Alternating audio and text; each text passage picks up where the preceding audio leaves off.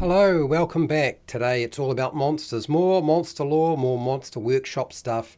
For those of you who know what that is, that's great. If you don't, that's fine too. That's what I'm going to be covering today. Look, I'm going to say right now that I was looking back at all the things we've done before, and I was kind of worried because I felt like we're kind of running out of things to talk about, which sounds ridiculous, but it does feel like I'm running out of things to talk about.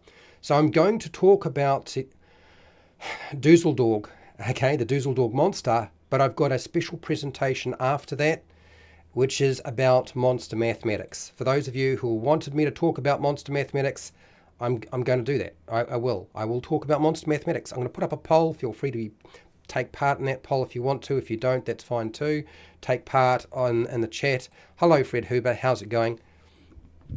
But I have two presentations today, not one presentation.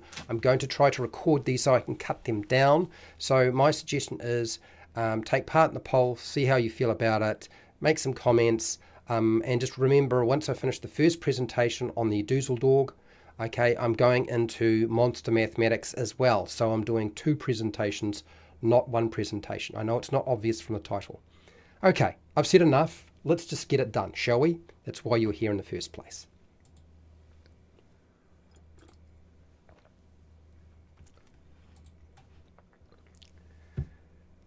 Hi, welcome to How to RPG. My name is Fred Weller, and today I want to talk about role-playing games.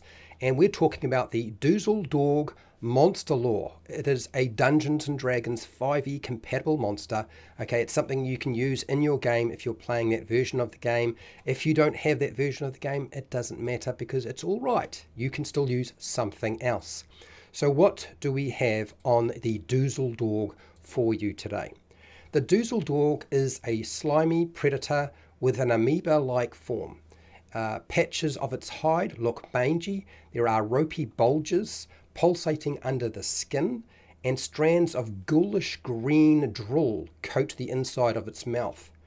After slaying an animal with its paralyzing poison, the duzldaug enters the corpse through the mouth or some sort of orifice. Once inside a corpse, the ooze, like duzldaug, moves about, using the beast's body as a vehicle and armor. Not only can the duzldaug compress itself into incredibly tight spaces, it is very tough. A duzldaug is able to endure brutal conditions such as extreme temperatures, pressure, starvation, dehydration, and asphyxiation. Okay? If needed, the duzldaug can enter some sort of hibernation status that lasts indefinitely.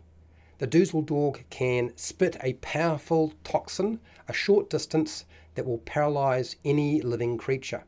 Because the duzldaug is an amoeba, it doesn't have eyes to perceive its prey with or its environment, so it relies on chemical receptors to pick up the chemicals coming off another creature.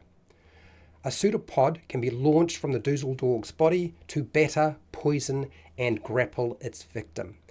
That is everything I have on the duzldaug. It's not a lot, but it's still a pretty frightening creature, a pretty impressive monster, in my opinion. I want to thank you for watching. I want to thank all of my patrons for supporting me so I can keep running this program. I want to thank Esper the Bard because this is an Esper's Emporium of Esoterica, part of his monster book. Thank you, Esper. I do appreciate it. And thank you for listening and watching. Until next time, keep rolling those 20s.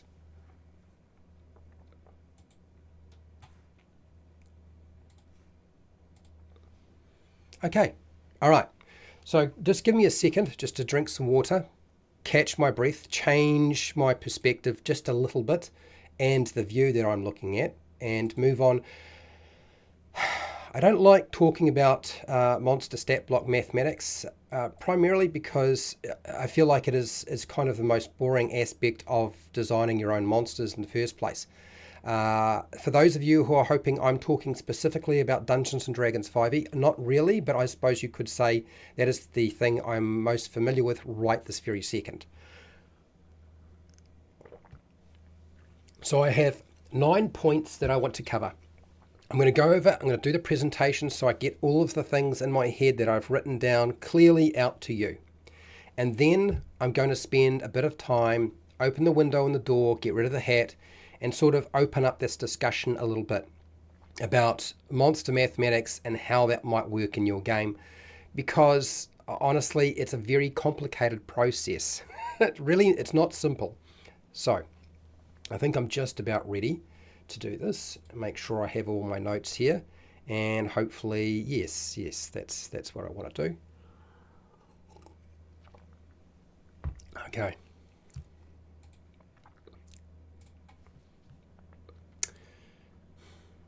So monster. Okay, let's get real. When it comes to mathematics, the stat block for a monster, it's quite a daunting process. So monster stat blocks and mathematics suffer from a universal problem. Pretty much every single game you design, okay?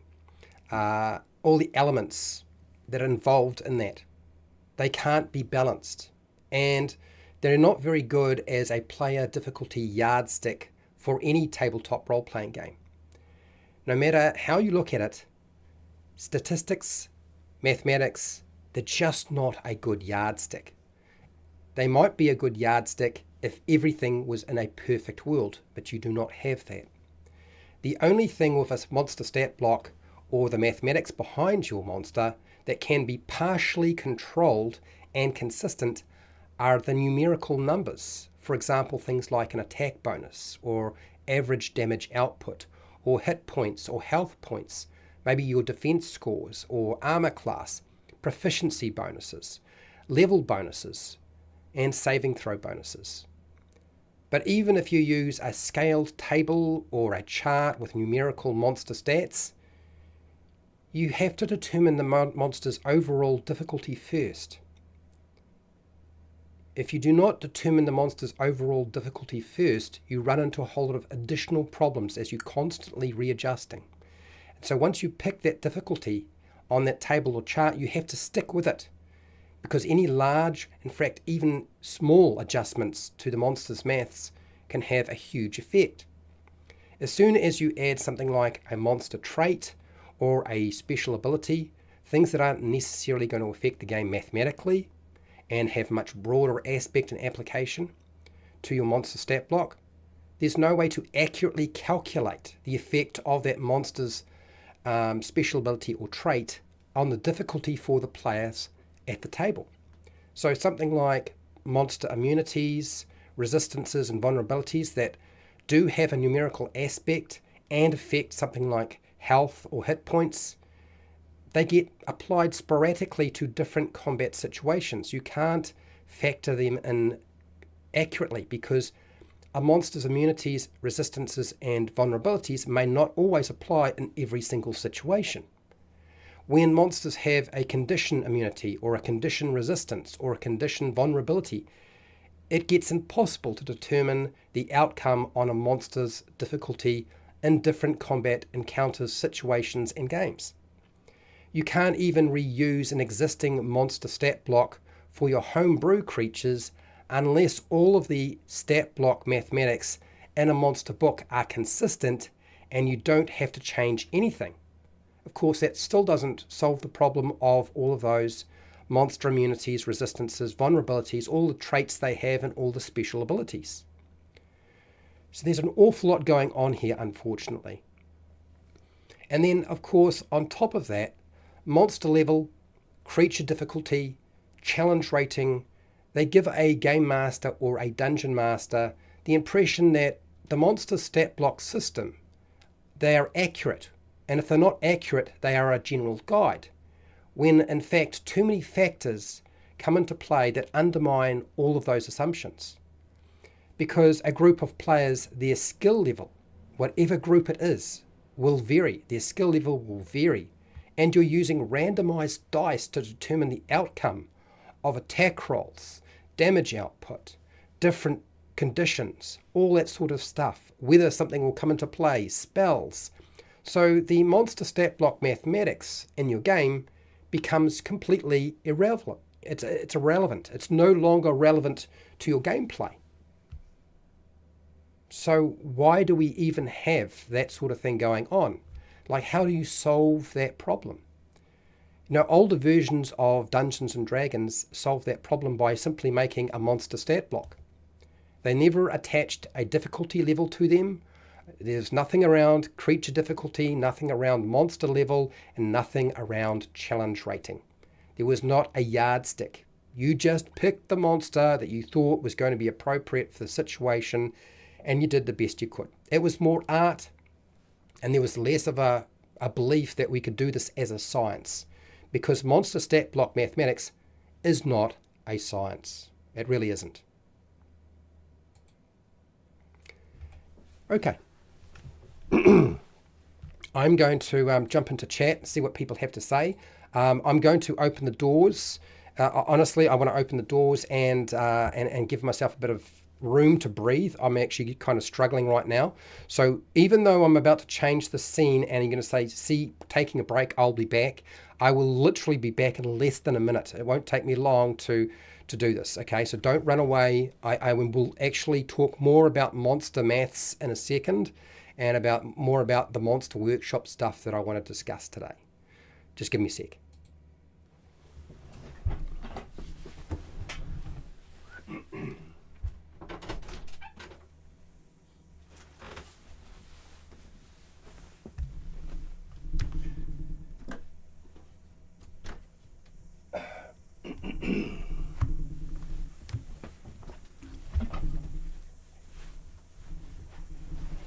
Okay, I'm all right, almost ready here, getting comfortable.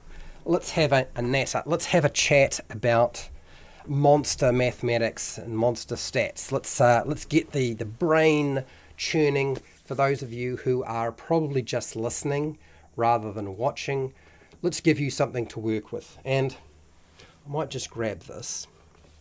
In fact, I might just grab this as well. And let's break down some of the things I said, because what I've just said are a lot of generalized things, and I haven't kind of provided you with evidence to support what I'm saying. They are general statements, right? So, like, what's the deal, Fred? A general statement, really, how useful is that to me? That doesn't really tell me very much. So what I'm going to do, and I still think this applies to any game system, I'm going to apply it to Dungeons & Dragons 5e monsters.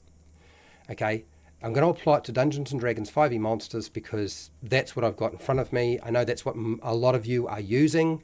It's probably going to work better if I do it that way. Okay, I'm going to get rid of the hat. That means I'm serious. Okay.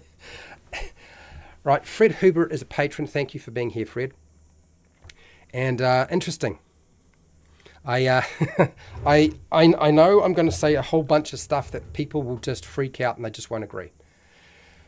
I use 40 plus years experience, and that looks about right. That's exactly it. One of the things that I've talked about in the past is trying to gauge the difficulty of your monster maths and like how effective will it be in the situation you're dealing with.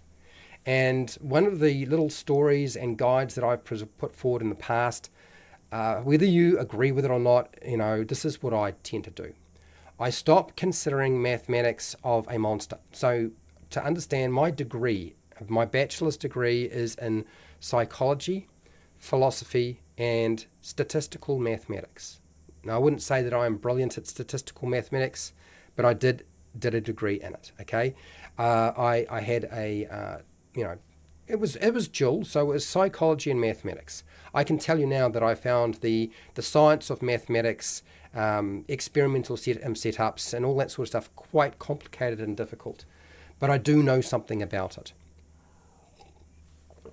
What I have discovered over the years, and I have not been doing this for 40 years, I can assure you, I have not been running games and dealing with monsters for 40 years, is that I use the approach of the frog in water. I slowly warm it up. This is the approach that I use. And the reason I use this approach is that the mathematics has always failed me, no matter what. So my approach is that the frog that I put in a pot of water that is cold, that I put on the stovetop, this is just a metaphor, people, I'm not actually doing this, okay? The frog is to represent the player group, the group of players. And the water, that is the difficulty of the monsters I'm throwing at them, or the perceived difficulty by me of those monsters. Yep. Right now, it's just cold water. And then I'm going to heat that water up by turning on the stove. And I do that slowly. So in other words, what I'm doing is I'm giving them very easy monsters and creatures. As far as I see it in my head and in my eyes, I give them the easy stuff first. And I see how they perform as a group. And then after that, I give them something a bit more difficult. Now, I know they're also increasing in level. So every time they level up, there's another big jump in power. So I have to consider that as well. So I just keep, this is why when you can get your players to slowly advance rather than to level up too quickly, it is much easier to do something like this. The idea being that I keep throwing something a bit harder than it was before, a bit harder than it was before. I keep making adjustments to increase the difficulty so that I'm getting to that nice sort of point where they feel like they had a good time because it wasn't a pushover and it was interesting to them and it was challenging. My group likes to be challenged. They like to have fights that are potentially quite difficult, not necessarily fatal or are going to result in a complete total party wipe, but they're not concerned about maybe one or two characters dying in a battle. And I don't concern myself with those things either. I just keep turning up the clock until I get to a point where this is where we want to kind of roughly be. And then once I know that, then I might have to continue turning the clock, the temperature up. It never stops. You're constantly readjusting for your group as they level up, trying out new monsters to see if they are going to be something they will find interesting and difficult to deal with. That's my approach. Okay? Trial and error, increased difficulty. So what do you got here? The way creature abilities and features interact versus the capacities of the player characters can't be calculated. And this is a very good point that Fred Huber brings up. There is no obvious way to calculate these things. So some of you may be aware or you may not be aware that the Dungeons & Dragons 5e game, right, it's got a monster manual in it. Like most role-playing games, it has a monster manual in it. This monster manual, I'm very, very aware of. Okay, there was play testing for the monsters in this book as part of a beta test. It was called D&D Next. What you may or may not be aware of is at some point, all of that beta testing that was done in public that anybody could join was eventually replaced by what was called a closed door alpha play test. Now that alpha play test I was involved in. There is a reason why my name is in the book. Okay, if you go to, I can't remember which page it is, but it's near the front where the acknowledgements are, you'll find that my name is here. My name is here, around here somewhere, in the additional, yeah. Now the reason being is that I was friends with Jonathan Longstaff. Now, Jonathan Longstaff and me played in the same group, and he got very pally and friendly with Mike Mills. And as a result, he was running a D&D game of D&D Next. I was running a game as well at the same time, and we were feeding information. Now he would then, all that information was going to Wizards of the Coast. And so I've had a lot of input on this. And I can assure you that the mathematics behind the game is a little wonky, because the system that we have in the Dungeon Master Guide, there's a system in here which is overly complicated, probably impossible to actually follow. I've tried, and a table, and yet the monsters don't follow the quick start table. Why? Because they're only mathematical numbers. It's only a portion of the stat block. A lot of the other stuff doesn't get put in there. One of the things you'll find the alpha play testers had to deal with was we were told to tell them what level our groups were, what the party composition might be, and how difficult it was for them to actually deal with certain battles with certain monsters. We were never given a challenge rating like, okay, Fred, when you're going to throw a rock at your group, you should be whatever level. I just threw a rock at them and they were level 6. And one of the things that became very obvious, and I did point it out to them, is that if the rock was on the ground and the players got a chance to actually do their thing, and they were all level 6. They would wipe the floor with the rock. It was just basically, it could do damage, but it couldn't really do very much damage. And ultimately, you know, the group of level 6 characters would wipe out that rock. You know, the big bird, that thing. We were playing the Isle of Dread, people. But I said, if I'd changed my tactics and I had never let the bird be on the ground and they were never able to actually get in their hits, and all I did was swoop down on them, pick somebody up, fly away and drop them off the side of the mountain, they would have been killed instantly and the entire party would have been wiped out. And this would happen quite a lot. Like, you know, depending on the situation, the environment you were in, the monster, obviously the tactics that you would use, that all changes it. So even if a game master uses perfect tactics, even if a monster is used exactly the way it was intended, there are lots of things that can come in play. So what happens if they do something that nullifies the bird's ability to fly? Well, heck, you know, the problem is here now is like, it's on the ground, so it changes everything. And this is what players would want to do, is you want to lock it down so it's not flying around, because the players don't fly. So a good example of, you know, a special ability or a trait that a monster has that you can't actually define mathematically in a difficulty level or a challenge rating or a monster level, okay, is the ability to fly. As soon as your monster can fly, that changes everything. The other thing, if you have flying and you're in the right environment, so if you're on a mountain where there's a place where you can drop them a really long distance, compared to picking them up and having to fly up into the air, which changes, you know, changes the whole thing, that difference is significant. It could be the difference between they take a lot of damage or they are completely and instantly killed as they splat on the ground when you drop them, okay?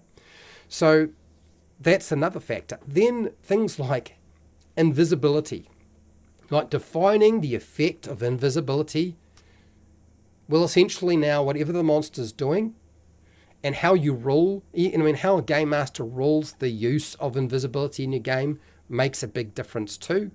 You know, I use invisibility differently to Simon in my group and other people in my group who game master.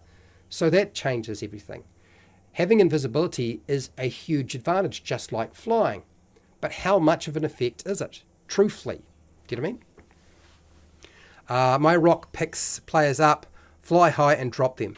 And that's what mine does too. But I knew when I was testing it that I needed to test it on the ground to see if this, because there was no challenge rating on the monster for a rock on the ground, okay? I knew the outcome. If I just picked them up and dropped them off the side of the mountain, they wouldn't survive. They would be dead. Guaranteed. Every single one of them would have taken, 20d6 falling damage, and their character would have been instantly killed. So yes, I could certainly do that. We could determine that's going to be, but that's just an example. There are lots of different situations kind of like that, where the monsters and their abilities and what they could do did change how everything worked. Numbers alone is not enough. What else you got here? I don't remember if this was in the rule book. We used to have the flying creature have to land at 50% health damage. So yeah, I don't remember very much about, there were some early information on AD&D would have something like this here. You don't have tactical information in a lot of monster books. When you're given, the modern monster book, whether it's Dungeons and Dragons or anything else, it's very rare to see tactical information about how the monster operates and performs. It is quite often left completely to a game master or a dungeon master to figure that sort of thing out. So there's another problem, okay?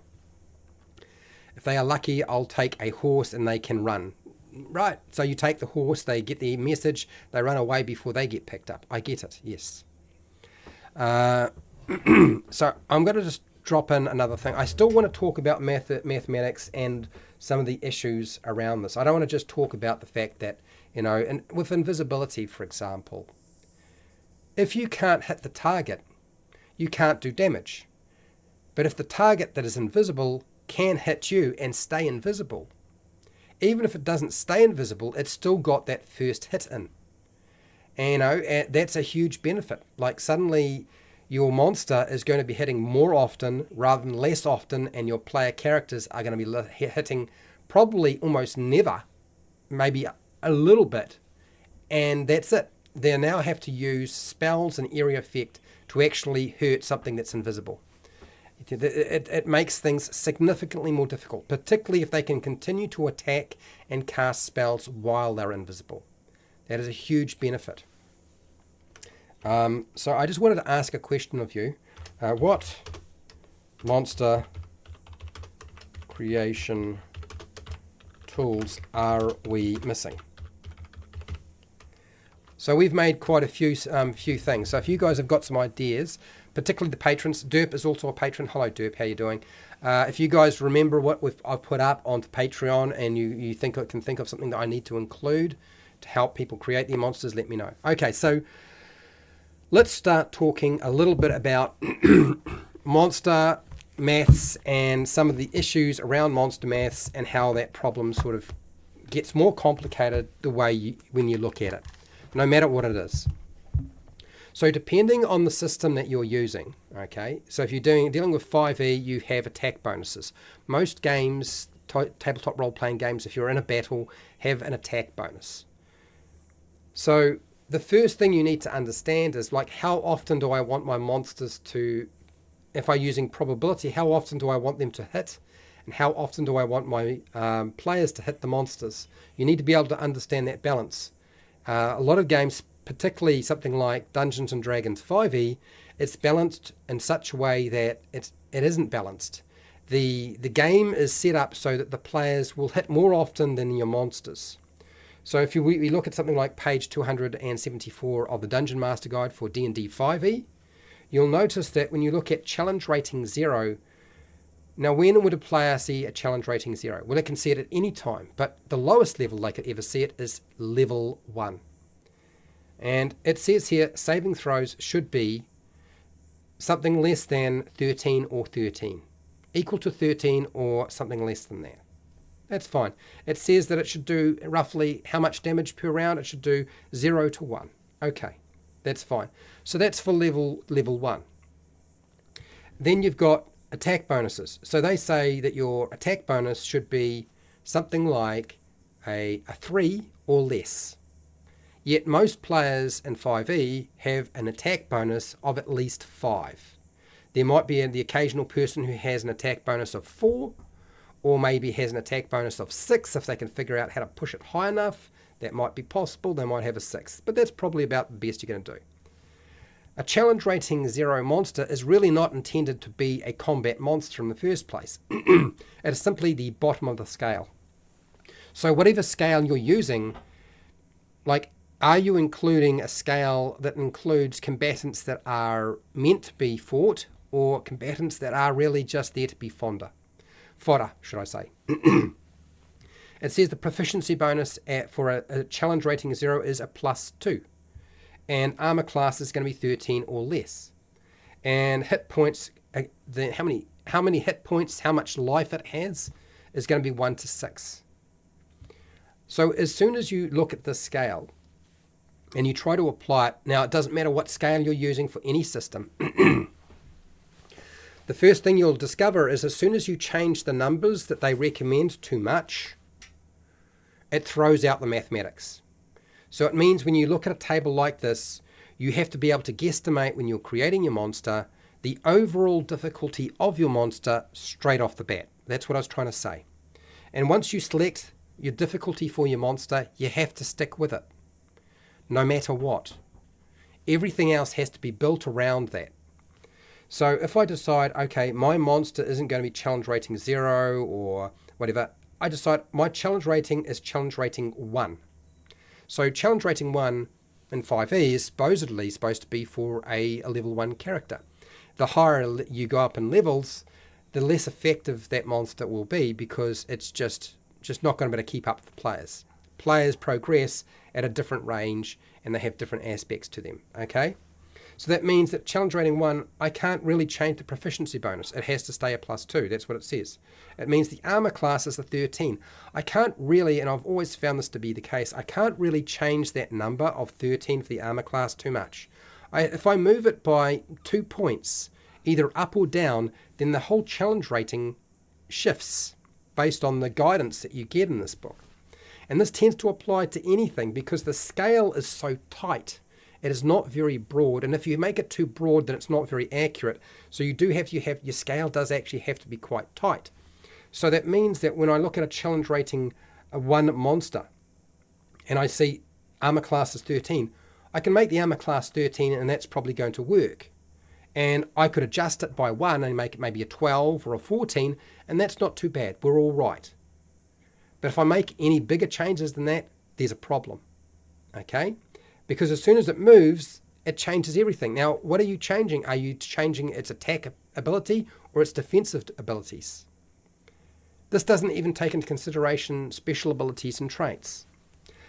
The range for a challenge rating 1 monster on this quick start monster stat block table is, for hit points, it's supposed to be 71 to 85 hit points. Literally. Has anybody ever seen a monster in their monster manual, okay, or monster book that has challenge rating 1 and it's got 71 to 85 hit points? No, you probably haven't. You know why? Because they don't put that number there.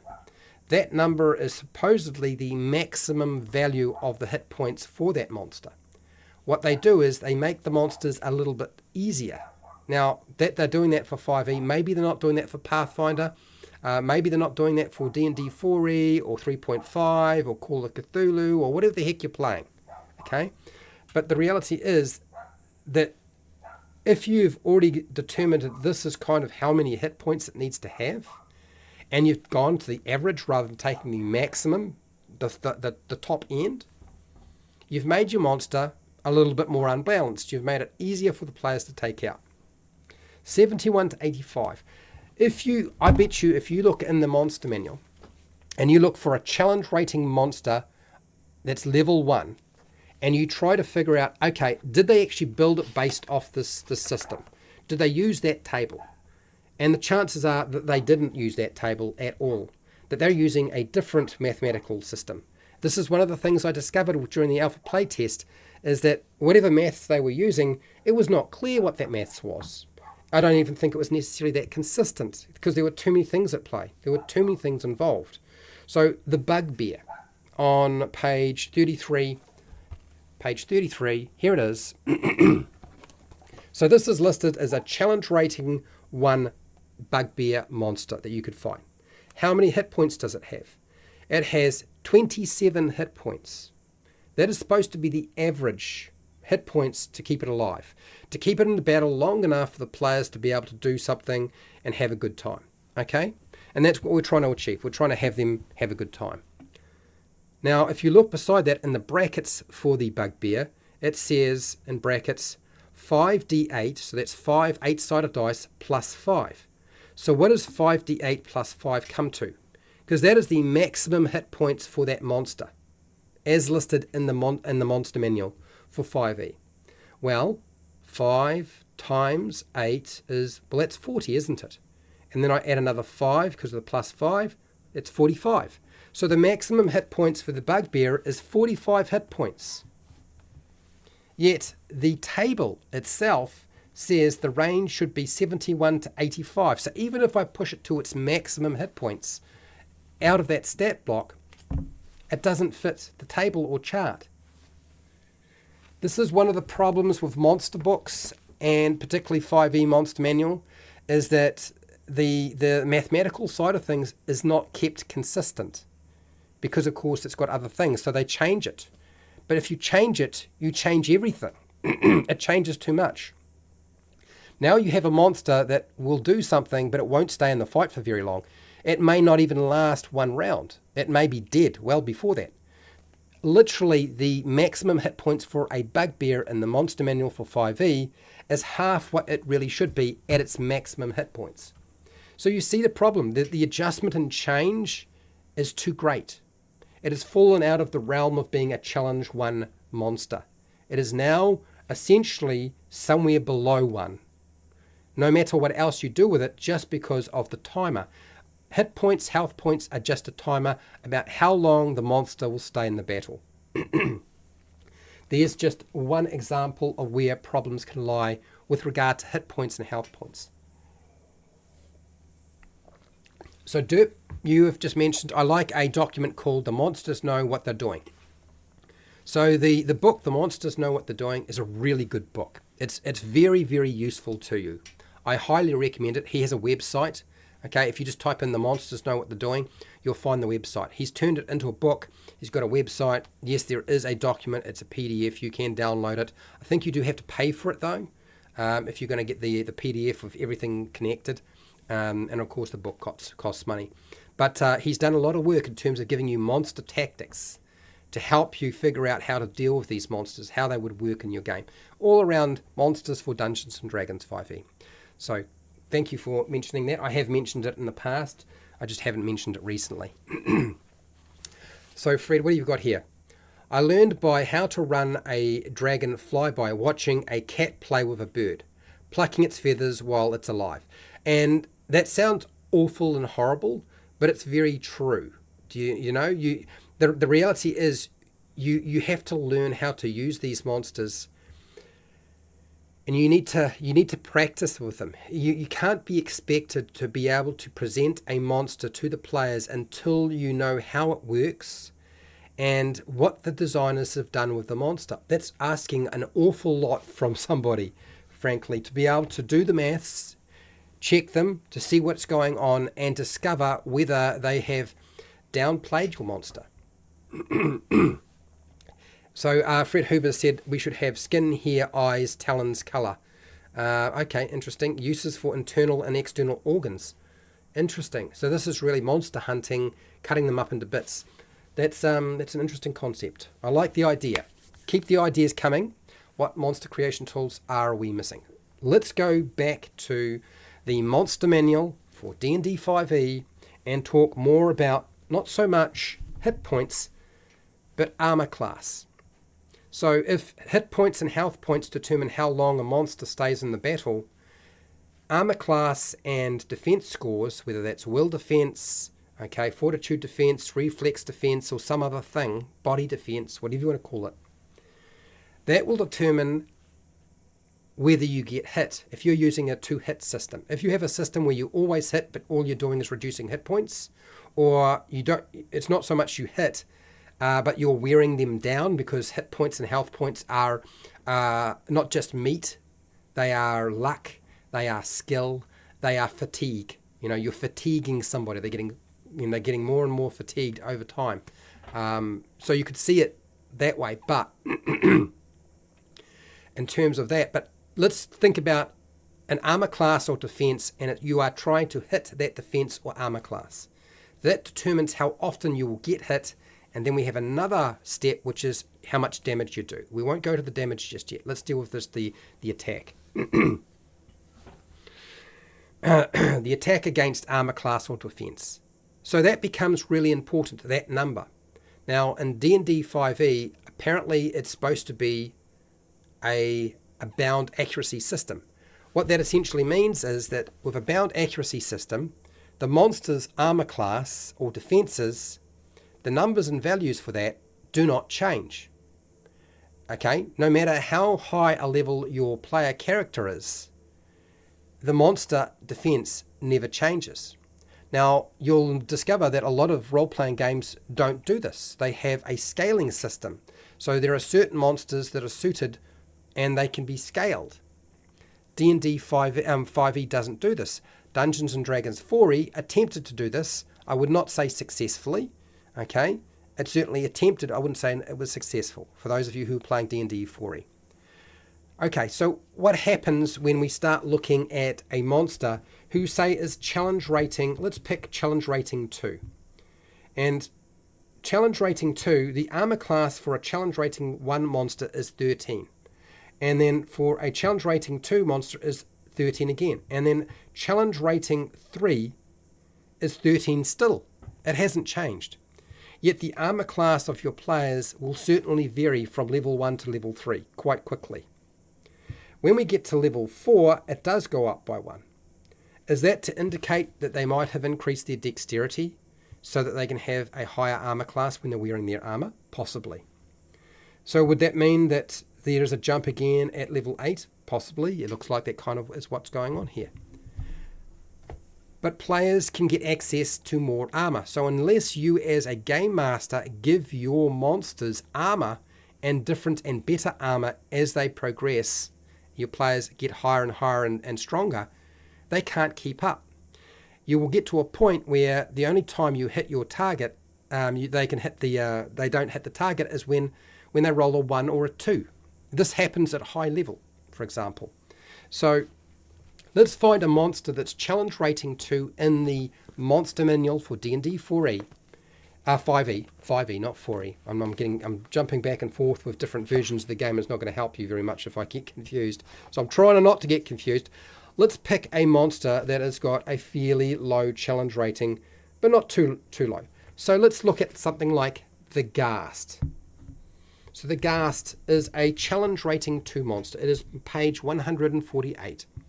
And it has an armor class of 13. Okay, well that fits. That works. That makes sense. We've got it. That's good. Great. Okay, so our chance to hit that monster is pretty much spot on. But if I keep rolling through the monster manual, will I find that all challenge rating 2 monsters have an armor class of 13? Let's have a look at the Gibbering Mouther. The Gibbering Mouther is on page 157 of the monster manual. And oh gosh, it has an armor class of 9. But it is a challenge rating 2 monster.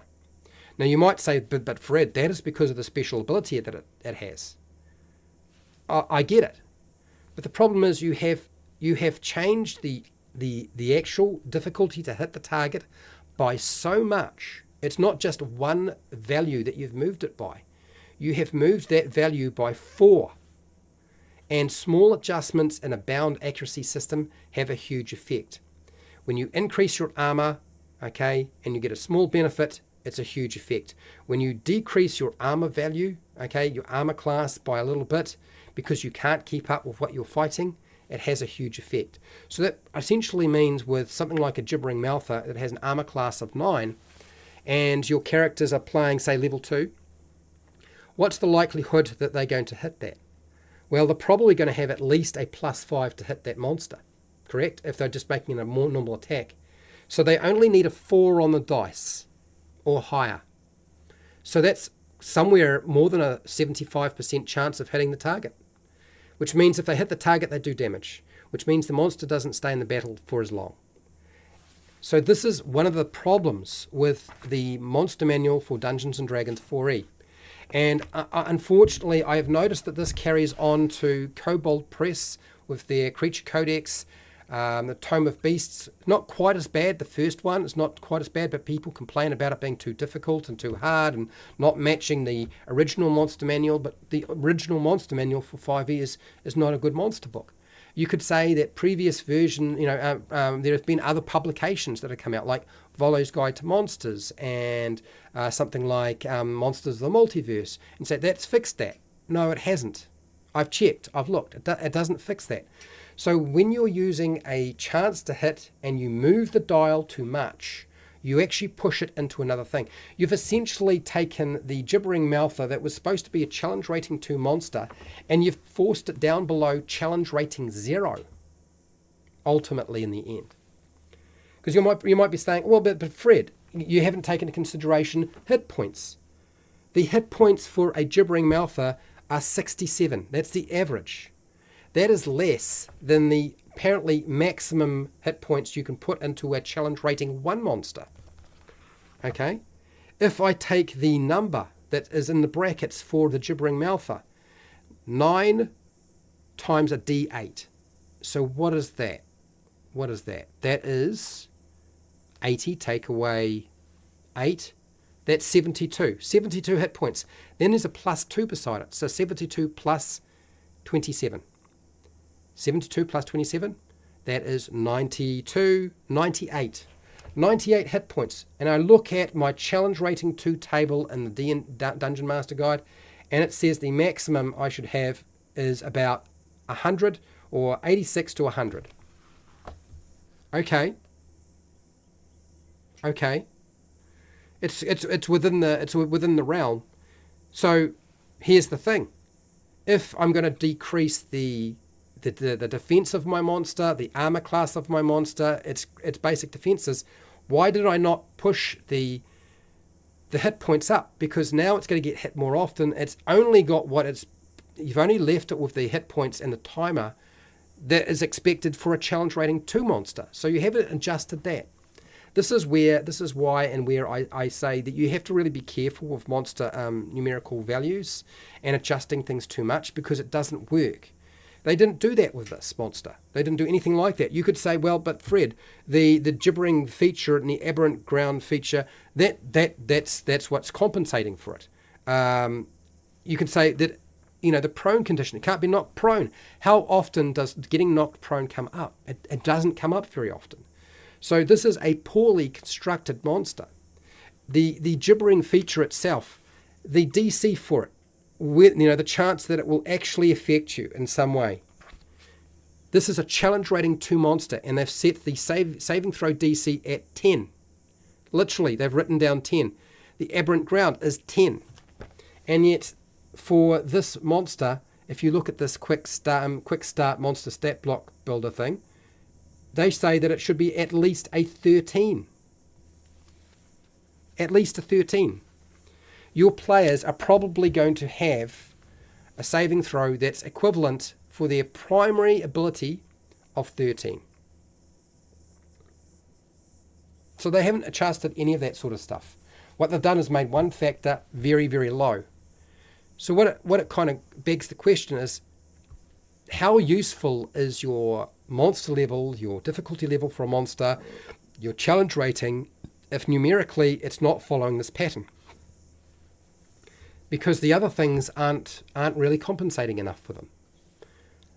I can assure you there are plenty of monsters in this book that are not well designed. So you're probably asking yourself, and we talk a little bit more about some of the stuff, some of the special abilities and traits, because I talk basically about flying and invisibility. These are easy things to talk about because they come up more often than not. Flying creatures, being invisible, probably out of anything, in terms of something you can do, it's quite a common thing to have, right? Maybe not so much invisibility, it tends to be for players to cast the spell, but So as I said before, kind of the answer when it comes to monster stat blocks and the mathematics behind your monster is that you really need to consider the fact that if I'm going to use numerical values as a guide, okay, and really it is a very rough guide, it is all going to be blown out of the water if I make too many adjustments to it. If I shift things too much, it isn't going to work. And you might be thinking to yourself, well, okay, but Fred, that's why special abilities are compensated. They compensate. But you can't narrow down how much to adjust your monster by with a trait or a special ability.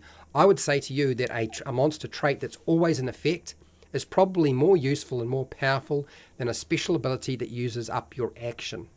Okay, any special abilities that your creature has to use, like a bonus action or an action, okay, or a minor action or a swift action or secondary action or whatever the heck it's called, okay, it's going to have a less effect on the game ultimately, particularly in a battle. Yep. So this is why I say to you that every creature's got some sort of special trait generally. Otherwise, why would you even make it? It's kind of like a pointless monster. Every monster was probably going to need to have a special trait, but also a special ability, something it can do that's interesting. Otherwise, why would you bother? It's just a bag of hit points.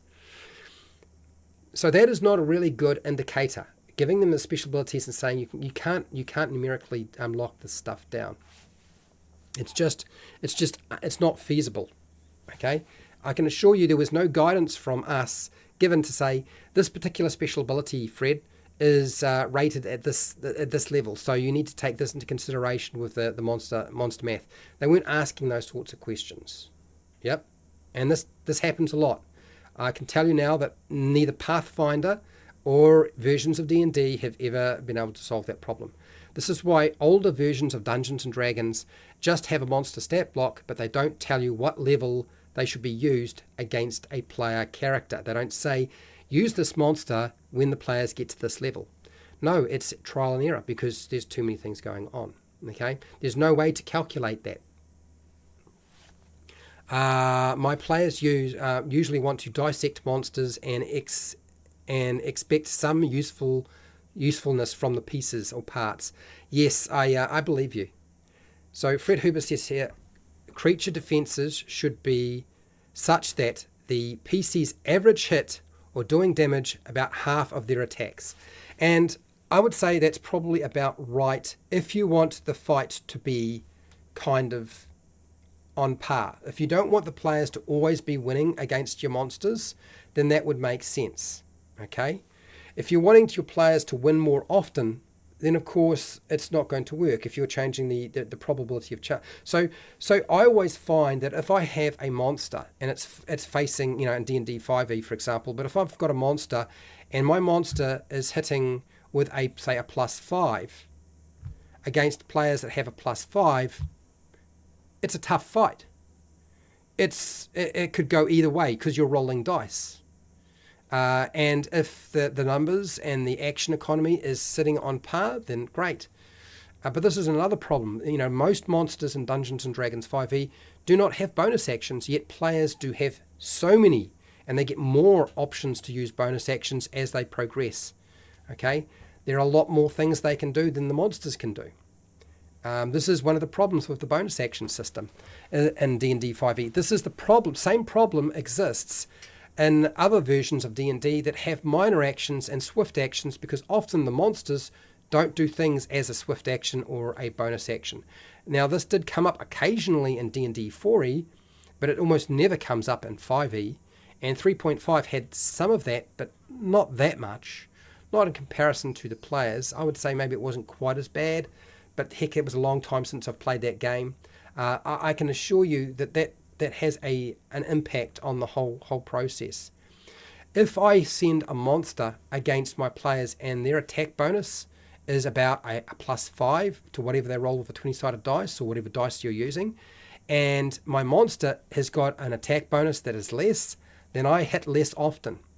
And because I'm hitting less often and the players are hitting more often, the monsters die quicker. Okay, this is why in 5e, for example, most rounds last between 1 and 3 rounds. You get 1 and 3 rounds and then it's over. The only time it's going to go longer if you have a lot of monsters and you've really talked things up and you're dealing with a big boss monster and the players aren't trucking out bucket loads of damage, okay, and not too high a level. Otherwise, what happens is, it is very rare to get a combat that goes for more than 3 rounds. Most of them tend to be 5, 6 at the most. And if you're getting a battle that takes longer than that, well, is that timer just taken too long? Is it actually now fun, or is it just a drag? Do you know what I mean? So I just wanted to point that out as a big, huge point to consider. You've got to be very careful with this sort of thing. Action economy of monsters is not played in or considered in your monster difficulty. Okay, most systems don't take that into consideration. There's no easy way to actually determine that mathematically, whether it's a bonus action, a minor action, a swift action, a free action, or anything else. Hello, Pale Rider, how are you doing? So because that is not being factored in, and because players have a lot of access to these things more often than not, that throws everything out. Now, even if you have a system that has just a 2-action economy, as soon as you build a feature that allows you to have more than one thing you can do, that upsets the whole thing as well. So you've got to be very careful to protect your action economy, and the action economy in 5e is a mess. I can assure you the action economy in 4e was also a mess, and then action economy was still bad in 3.5 and Pathfinder, frankly, because, and I've played first edition Pathfinder, which is essentially just 3.5 with a little bit of a tweaky. It's not that different. The first thing you discover is that there are always little features that players can get to add to their player character to give them the ability to do more. As soon as you have an animal companion and it's allowed to make another attack, you're essentially playing another character. Okay? As soon as you can summon a monster or a creature to fight for you, that's another attack coming into play. So unless your monsters are doing the same thing, they can't keep up. So again, CR, big huge problem there. To fix CR, we have to take stuff away from the PCs or give them more to the creatures. So look, what I'm saying to you is if you're going to use a difficulty class system, okay, a monster difficulty class system or a creature scaling system or a challenge rating system, you have to stay within the numerical values of whatever table or chart you're working with. If you deviate too much, you create too many problems for yourself. A lot of the other stuff, things like, since you can't really calculate traits and special abilities, and you really can't calculate something like an immunity or a resistance or a vulnerability either, those things, just don't worry about that stuff, because it really doesn't matter. One of the things that I find interesting is damage resistance, for example. Damage resistance is like, well, how do you actually gauge how that is going to be calculated, worked out? Because damage resistance might be only to piercing damage, or slashing damage, or bludgeoning damage, or all three. But if they do any other type of damage to your monster that has those types of resistances, well, that resistance means nothing anymore. Okay? I mean, that's part of the fun, is finding what the monster's resistant to and what it isn't resistant to, what it's immune to, what it isn't immune to, what it's vulnerable to. You know, those are interesting aspects. But you have to think about it like, if I have, fire resistance on my monster, how often will that actually come into play in the battles that are being fought? It's only ever going to come into play if somebody tries to use a flaming torch against your monster, or they cast a fire spell. How likely is that? Compared to, well, the fighter's probably not going to do that. The fighter's not going to use a torch. So that resistance to fire means nothing. Maybe it means more if we're dealing with immunities. Again, it's how often it's going to crop up, and they just don't crop up enough. So you wind up, when you see a monster with a lot of resistances and immunities, there's a better chance that they will actually be able to deal with a wider variety of situations, but you still can't calculate it. Do you know what I mean? I need to grab some water because I'm losing my voice, and I probably should stop because I've been waffling along for a little while now, and I know that mathematics and Dungeons and Dragons or monsters or Pathfinder or anything like that, not really the most interesting aspect of it. Another huge thing that throws monster maths out in D&D 5e is a lot of the monster resistances, when they do have a resistance, are overcome completely by a magic weapon. Like if you have a magic weapon or you do magic attacks, it supersedes, it gets, you don't have to worry about that resistance anymore. That is a problem. Why is that? You've essentially doubled the combat efficiency of your player characters against your monster as soon as they get a magic item or a magic sword or axe or whatever. As soon as you're casting spells, you have doubled their combat effectiveness against the monster that was supposed to be, but the biggest problem is magic weapons. Now, when you see a monster feature and it says, monster has resistance to acid to slashing damage or piercing damage or bludgeoning damage, but there's no comment that says anything about if you have a magic item, you can supersede that. Remember, resistance halves the damage in D&D 5e. If you get rid of that, you can solve part of the problem. So you're saying to yourself, what is the benefit of having a magic weapon? Okay, if they still going to have, the monster still has has resistance to that damage type. What is the benefit? Well, because you're getting a +1 to hit, a better chance to hit, and you're probably doing a little bit more damage. Maybe that's just +1 more damage. Maybe that's all it is. But if you do it the other way, and this is poor designing, frankly, as far as I'm concerned, is when you are able to eliminate damage resistance completely with a magic weapon, changes everything.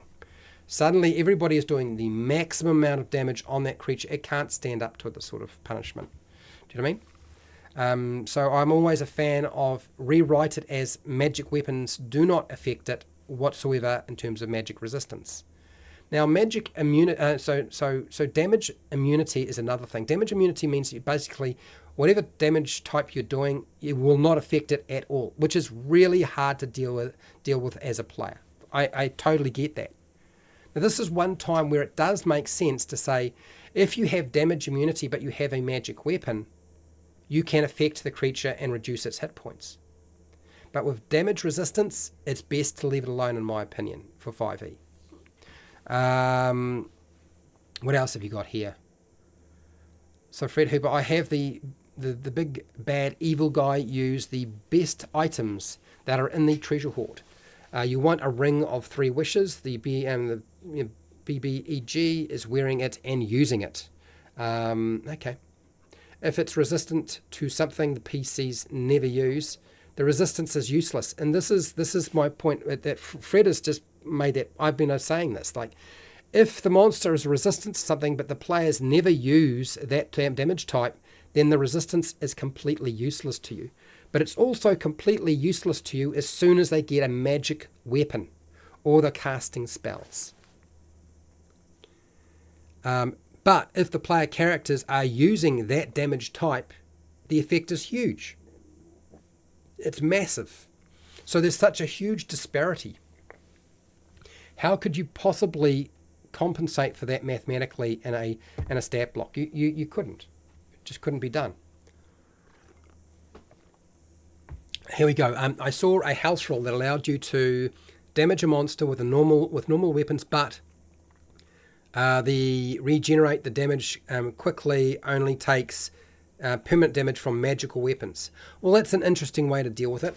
I still think that the best way to deal with magic with damage resistance is not to have it superseded by having a magical weapon or magic attacks. Okay? But immunity is a different thing, because immunity means you literally cannot reduce its hit points, which means it will stay in the fight indefinitely. You don't want that to happen. Now, vulnerabilities are another thing. Imagine you have a monster with vulnerability to something. It now takes double the damage in D&D 5e. Okay, it's going to take a lot more damage because it is vulnerable to that, such as a mummy, being, vulnerable to fire damage.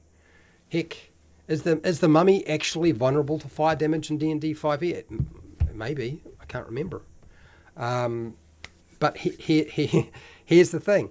Like, if you're vulnerable to something and you're taking double damage, well, the time expectancy for your monster to stay in the fight is halved. In fact, it's not halved, it's probably even less than that. If the monster was only ever designed to be in the battle for 1 or 2 rounds, and it's halved, if it was only going to designed to stay in that battle for 1 round, and it's got damage vulnerability, you're not even going to get to the bottom of the initiative. You're not even going to get, not everybody's going to even get a chance to have a turn. Literally, it's going to be gone. Probably in the first round. If it's supposed to last 2 rounds, it's only going to probably won't even last 1 round. Because those are huge disparities in numbers. The change in the scale is so much bigger. You're going from normal damage to half damage to essentially double damage. Do you see what I mean? There's a huge difference between them. It's not like you're doing a little bit more extra damage. It's not small numbers we're dealing with. Give the characters the ability to knock the monster down and flee the monster before the monster regenerates. Yeah, well, I mean, look, running from a fight should always be an option for the players. The all too well-known vulnerabilities. You just assume the players are going to attack that vulnerability. Yes, with a mummy, like, they don't even need to figure out, like, oh, the mummy is probably vulnerable to fire. Most of them are going to understand that. It's cloth, it's probably going to burn. It's a skeleton, and it's made out of bone. Well, I'm probably not going to use a sword against that, but I would use a hammer or something that I could smash the bones with. Probably not going to use a piercing weapon because, well, how useful is a piercing weapon against a skeleton? Those bones are moving around themselves, and that skeleton's moving around by magic, essentially. Some sort of evil force is making it all connected in some way. I'm going to literally have to smash off limbs and heads to be able to get it to stop functioning. And of course, yeah. Now, I know people are going to say, well, yeah, but Fred, you give the mummy a ring of fire immunity, so they can't do that. Or fire resistance, right? So that you can circumvent that. So that players can't... The problem is that players will see that as just a dick move. And I'm not saying that you can't do that, but is that actually tied into the monster stat block for the game that you're playing? Probably not. Probably not. In fact, I know it's not. You as a game master would have to make that adjustment. You would have to change that yourself because it's not built in. Okay? They do not do that sort of thing. Most monsters do not have built-in things that allow them to have a magic weapon. Everything is intrinsically built into their essence in some way. So if I look on page 228 and 229, we have the mummy and then we have the mummy lord. And it says here, mummies, vulnerable to fire. This is a challenge rating 3 monster. A challenge rating 3 monster. And it's vulnerable to fire. Okay. The challenge rating is 3. So if I look at this table in the Dungeon Master Guide again, to look at sort of what's going on here. So I've made my monster significantly weaker against a very obvious damage type. What have I done to strengthen my monster, my mummy, which is challenge rating 3? Well, if I look at challenge rating 3, it says proficiency bonuses +2. Okay, all right. And players, if they're level 3, their proficiency bonus is probably a +2. Yeah, okay, that's fine. It's cool. Then armor class. It says armor class here is a 13. Yet the armor class of a mummy is 11. I've changed it by 2 points in bound accuracy, which makes the mummy significantly more vulnerable. Okay, all right, so it's weaker. We didn't make it stronger. Vulnerability made it really, really weak against a really obvious damage type. Not all monsters are like this, of course. Some monsters have vulnerabilities that aren't obvious, but if you've played D&D 5e for any length of time, you'll be aware that damage vulnerability on monsters is like the blue moon coming up. It is so rare. It's very, very rare. You don't see a lot of it. The hit points for a challenge rating 3 monster, they say the scale should be, okay, and our armor class is already quite low apparently, since it was supposed to be a 13, it's actually now 11. 101 to 115 is the range for hit points for a mummy, and yet we made it weaker by giving it vulnerability to fire. What are the hit points for a mummy? They are 58, and you say, okay, that's the average though, Fred, you're not taking the maximum value. If you take the maximum value, that's going to change things. Okay, so 9 8-sided dice in brackets plus 18. Well, that's under 100 hit points. That doesn't even hit that number. I mean, literally, they haven't increased the hit point number to compensate for that. So it's going to stay in the battle like no length of time. Okay, what about its attack bonus? They say for a challenge rating 3 monster in the Dungeon Master Guide should be a +4. What is the attack bonus for our mummy? Our attack bonus is a +5. So it's only 1 point up. And most of your players at level 1, 2, and 3 are going to have at least a +5. So that's fine. They haven't really changed that though. Not a lot. They changed it a little bit. They pushed that up a little bit. Made it a little bit stronger. It's going to hit a little bit more often. Okay, what if I look at challenge rating 3 and I look at how much damage it does? Actually, just do the saving throw. There's a saving throw. Challenge rating 3 is supposed to be still a 13. Okay, so the best saving throw that a player is probably going to have is a 13 at about that level 1, 2, and 3. What is the what is the DC for anything that the monster's doing? It's a DC 12 for Constitution. DC 12. That is just for the rotting fist. The dreadful gaze is a challenge rating 11. It's 2 points down. So they've actually made that weaker, not stronger. They've made it weaker. I mean, there's a problem there. Let's look at damage output. How much damage is it? Because remember, we made it so weak by giving it vulnerability. How does it actually sit? Is it really a challenge rating 3 monster? So 21 to 26 damage per round is the average damage that this monster should be able to do at challenge rating 3. Okay, how much damage is this thing going to do? It's got multi-attack. Okay, cool. So it can do the Dreadful Gaze, or it can make one attack with its Rotting Fist. So the average damage it does with its Rotting Fist is 10. And then another 10. Okay, all right, so that's cool. So that's 20. That's if it hits the target, that is. Okay.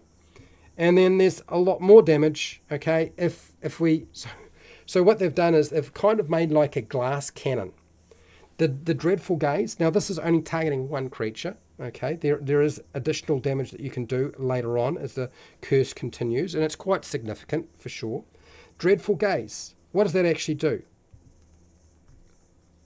Not much. Really? Chances of it being successful are very limited. It's probably not going to come off, and they'll be frightened. Does frightened really have a huge effect? Paralyzed would be bad, for sure. But again, most players, if they're having to make a wisdom saving throw and it's a DC 11, and let's say they're not even proficient, they're probably going to have at least a +1 in it. Okay?